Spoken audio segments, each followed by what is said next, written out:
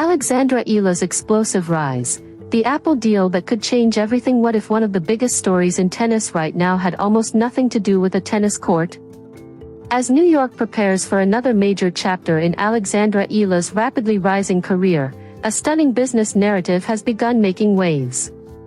The young Filipina star has gone from promising prospect to global sensation, and the attention surrounding her is no longer limited to rankings, trophies, or Grand Slam performances. But then came the claim that changed the conversation completely. A reported battle involving Nike and Apple allegedly placed Eala at the center of one of the most extraordinary athlete business stories ever imagined. The headline number? $1 trillion over 20 years. It sounds almost impossible. And that is exactly why the story has attracted so much attention. But before we get to the number, we need to understand why Alexandra Eala has become so valuable in the first place. Eala's rise has been remarkable. After making headlines with her breakthrough performances, including her historic victory over Iga Swiatek at Wimbledon and her first WTA title in Washington, she continued climbing the rankings and reached a career-high position of number 18 in the world. Suddenly, she was no longer simply a talented young player from the Philippines. She had become a global sports personality. And with that transformation came something every major corporation wants: influence. Eala has a passionate Filipino fan base, an increasingly international following, and a story that extends far beyond tennis.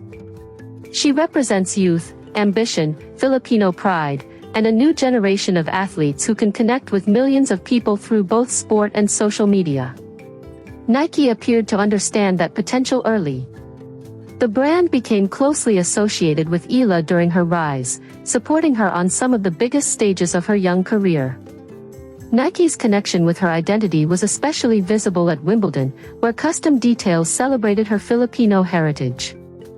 Her visor and accessories carried cultural meaning, including references connected to the Philippines and its national flower, the sampaguita. Those details mattered because Eala was not being presented as just another athlete wearing a famous logo. Her identity was becoming part of the brand's story. For a while, everything seemed perfectly aligned. Then Eala's popularity accelerated. Her performances improved. Her fan base expanded.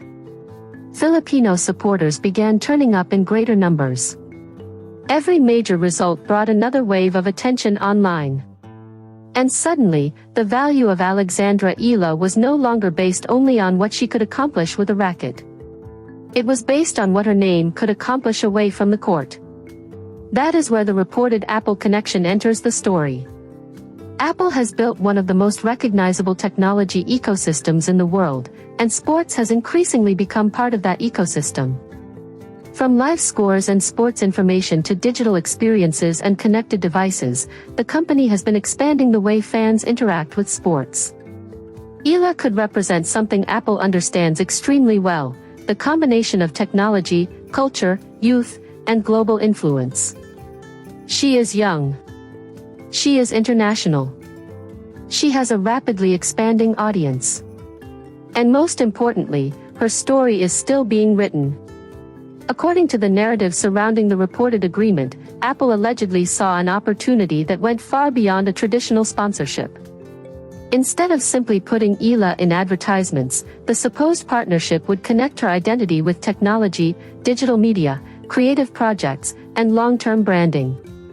That distinction is crucial.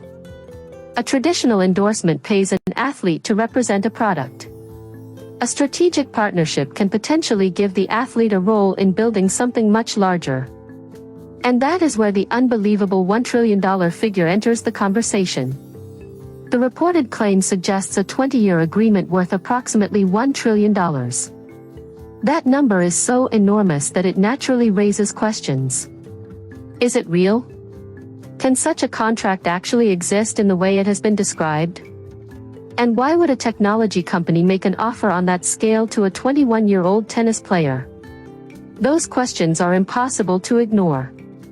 It is important to emphasize that the extraordinary figures and negotiations described in this story have not been independently established as an official Apple-Nike Eala agreement. The claims should therefore be treated as a reported narrative rather than confirmed financial fact. But even if the headline number is exaggerated or fictionalized, the underlying question remains fascinating. How valuable could Alexandra Eala become if her tennis career continues on its current trajectory? That is where the real story begins. Athletes today are no longer limited to traditional endorsement deals. The biggest stars can become entrepreneurs, media personalities, creators, investors, and global ambassadors. Michael Jordan demonstrated how athletic fame could become a business empire. Serena Williams built influence far beyond tennis.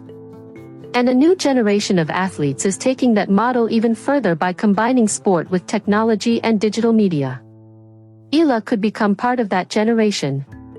Her greatest commercial asset may not be a particular tournament result. It may be her ability to connect.